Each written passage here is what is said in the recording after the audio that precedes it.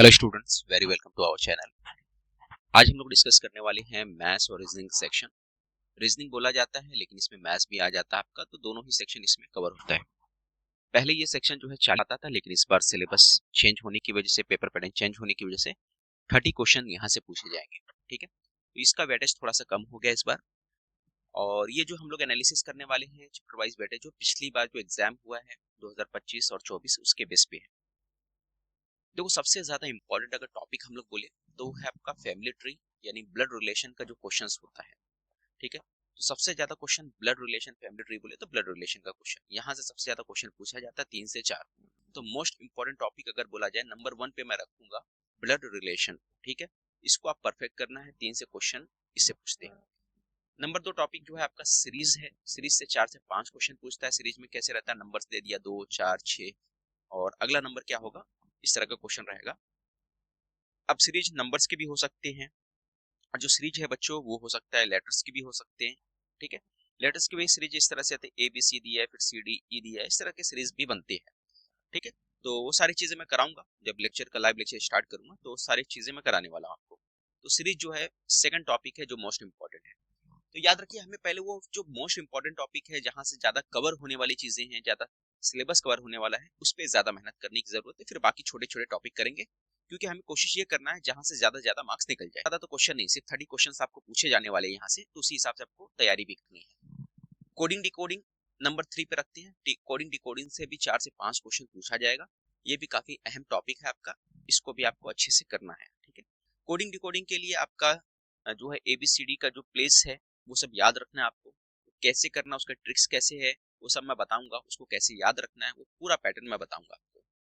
और मैं आपको ये बोलूं कि भैया, अगर आप चैनल पे नए हैं तो चैनल को सब्सक्राइब कर दो, और साथ ही साथ बेल आइकन का बटन दबा देना, ताकि आपको जब भी वीडियो आए तो उसका लाइव लेक्चर का आपको नोटिफिकेशन मिल जाए। जल्द ही मैं लाइव लेक्चर स्टार्ट करने वाला हूँ। उसके लिए क्या करना है, व्हाट्सएप ग्रुप इस वीडियो के डिस्क्रिप्शन में दिया गया है, वो जाके ज्वाइन कर लीजिए। लाइव लेक्चर जब शुरू करूंगा तो आपको मैसेज आ जाएगा। लाइव लेक्चर कब होगा, जब 500 बच्चे व्हाट्सएप ग्रुप में ज्वाइन हो जाएंगे तब। और उसको ज्यादा से ज्यादा बच्चों को ज्वाइन करना वो आपकी जिम्मेदारी है, आपकी रिस्पॉन्सिबिलिटी है, क्योंकि फ्री ऑफ लेक्चर पूरा लेने वाला हूँ। ठीक है, तो इसके लिए आपको क्या करना है, काम करना है, तो फटाफट ज्वाइन हो जाइए। और उसमें ऐड का ऑप्शन रहता है व्हाट्सएप ग्रुप में, आप जाके वहां से ऐड भी कर सकते हैं दूसरे अपने फ्रेंड्स को, सर्कल को। ठीक है, तीसरा टॉपिक है जो आपका सिलोजिज्म। ये भी काफी अहम टॉपिक है। 2 से 3 क्वेश्चन सिलोजिज्म से पूछा जाता है। सिलोजिज्म क्या होता है, किस तरह से करना है, जब लेक्चर स्टार्ट करूंगा तो ये भी मैं पढ़ाने वाला हूँ। बहुत ज्यादा डिफिकल्ट नहीं है आपके लिए, अगर आप थोड़ा सा मेहनत करोगे और स्मार्ट स्टडी करोगे। तो स्मार्ट स्टडी करते हो तो डेफिनेटली आपका एग्जाम अच्छा निकलेगा। लेकिन कुछ भी करने से बेहतर यह है कि आपको स्टडी कैसी करनी है, स्मार्ट स्टडी करनी है, पैटर्न बना के करना है, उसको फॉलो करना है। ठीक है, आगे बात करते हैं हम लोग। अगला जो टॉपिक है आपका वर्बल रीजनिंग का क्वेश्चन है, वो भी करना है कम से कम 3 से 4। और इम्प्लिसिट स्टेटमेंट का क्वेश्चन जो होता है, स्टेटमेंट यानी स्टेटमेंट में आर्गुमेंट्स करना रहता है, आर्गुमेंट्स हो गया, या फिर उसके अंदर आपको दे देगा कोर्स ऑफ एक्शन वाले क्वेश्चन होते हैं। ठीक है, अब इसको डायरेक्ट आपको नहीं समझेगा, जब तक मैं एग्जाम्पल लेकर नहीं समझाऊंगा आपको, तब तक ये आपको क्लियर नहीं होगा। ठीक है, तो इसके भी क्वेश्चन मैं कराऊंगा, एग्जाम्पल लूंगा, तो आपको क्लियर होगा कि भी किस तरह के क्वेश्चन होते हैं, कैसे करना है। ठीक है, और आपका जो स्टैंडर्ड है 12th वाले हो आप, तो बहुत ज्यादा आपको एमबीए का क्वेश्चन तो पूछेगा नहीं, या फिर आपको बीसीए ये अपना एमसीए वगैरह के लेवल का क्वेश्चन नहीं पूछेगा आपको। ठीक है, आपके लेवल का क्वेश्चन पूछा जाएगा, तो बहुत ज्यादा लेवल लेने की जरूरत नहीं। अब अर्थमेटिक सेक्शन यानी कि मैथ्स का सेक्शन जो है, ये इसके अंदर अगर हम लोग देख ले तो इसको 2 हिस्से में डिवाइड कर लो। एक तो होगा बॉडमास वाला जो पार्ट है, जिसको सिंप्लीफिकेशन भी बोल सकते हैं। इसमें 1 से 2 क्या, मैं बोलता हूँ 3 से 4 क्वेश्चन यहाँ से पूछा जाएगा। ठीक है, क्योंकि सिंप्लीफिकेशन के क्वेश्चन बहुत आते हैं। फिर दूसरा अर्थमेटिक का सेक्शन जो हो गया, अर्थमेटिक में डीआई हो गया। डीआई यानी इस तरह से बिल्डिंग जो बनी रहती है, आपको मालूम होगा, ये सब डीआई का सेक्शन है। प्रॉफिट लॉस हो गया, परसेंटेज हो गया, एवरेज हो गया, एसआई सीआई, एसआई मतलब सिंपल इंटरेस्ट, कंपाउंड इंटरेस्ट। यहाँ से टॉपिक से 5 से 6 क्वेश्चन बनने के चांसेस है। ठीक है, तो ये कुछ टॉपिक आपने देख लिया, इसको करना आपको और परफेक्ट करना, एक प्लान बना के करना। लीनियर अरेंजमेंट के भी क्वेश्चंस पूछे गए थे, सिर्फ एक ही क्वेश्चन आया था। टफ को टॉपिक बोला जाता है लीनियर अरेंजमेंट का, लेकिन इसमें सिर्फ एक ही क्वेश्चन पूछा है, तो बहुत ज्यादा अपने को लोड लेने की जरूरत नहीं।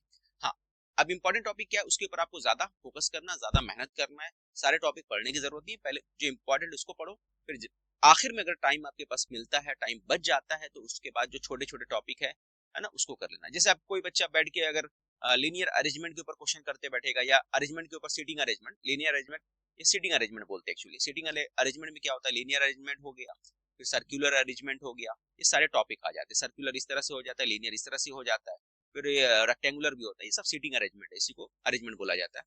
अब ये बहुत टफ टॉपिक है। अब कोई बंदा यार ये कर, कोई लेक्चर ले रहा है यार, वो बच्चे लोग यही कर रहे हैं, तो इसमें क्या है, एक तो टाइम वेस्ट हो जाएगा बहुत ज्यादा, और क्वेश्चन कितना पूछा गया, सिर्फ एक क्वेश्चन पूछा गया है ना, प्रीवियस के हिसाब से बता रहा हूँ मैं। अब ये बोले कि सर प्रीवियस के हिसाब से बता रहा हूँ, इस बार ज्यादा आ गया तो क्या करेंगे? अरे यार ये प्रीवियस के हिसाब से बताया जा रहा है। हाँ, हमें क्या करना है, हमें उन टॉपिक को पहले प्रेफरेंस देना है जिससे क्वेश्चन ज्यादा आए हैं, उसी को पहले करना है। बाकी टफ क्वेश्चन भी है, टफ क्वेश्चन भी कराए जा रहे हैं, उसमें एक दो क्वेश्चन आ रहा है तो उसको थोड़ा सा लेट रखना है, ठीक है। पहले जो आसान टॉपिक है उसको कवर करना है, यही अकलमंदी बोलते हैं, इसी को स्मार्ट स्टडी बोलते हैं, ठीक है। अगला देखते हैं कैलेंडर। कैलेंडर से देखो इस बार क्वेश्चन पूछा गया था 2025 में, उससे पहले क्वेश्चन नहीं पूछा गया था, लेकिन 2025 में ये क्वेश्चन कैलेंडर से 2 क्वेश्चन पूछे गए थे, ठीक है। तो कैलेंडर के भी टॉपिक को आपको कवर कर लेना है। बाकी चीजें आपको समझ में आ गई होंगी, सारे चैप्टर वाइज वेटेज मैंने आपको बता दिया। एग्जाम की तैयारी आप स्टार्ट कर दो, अगर नहीं की हो डेली कम से कम 3 से 4 घंटा आपको देना है और टाइम देना है, और आखिर में सिलेबस कंप्लीट होने से पहले पहले एक मॉक टेस्ट सीरीज लगाना है और मॉक टेस्ट देना है, और मॉक टेस्ट भी आपको प्रोवाइड करने वाला हूँ। तो उसके लिए क्या करना है, लगातार मॉक टेस्ट भी प्रोवाइड करने वाला हूँ, लेकिन उसके लिए क्या करना है, मेरा जो लेक्चर है सारे देखना है, व्हाट्सएप ग्रुप को ज्वाइन करके रखना है, पीडीएफ के लिए टेलीग्राम चैनल उसको ज्वाइन करके रखिए, ठीक है। मिलते हैं अगले वीडियो में, और वीडियो अच्छा लगे तो बाकी दोस्तों को भी शेयर करना।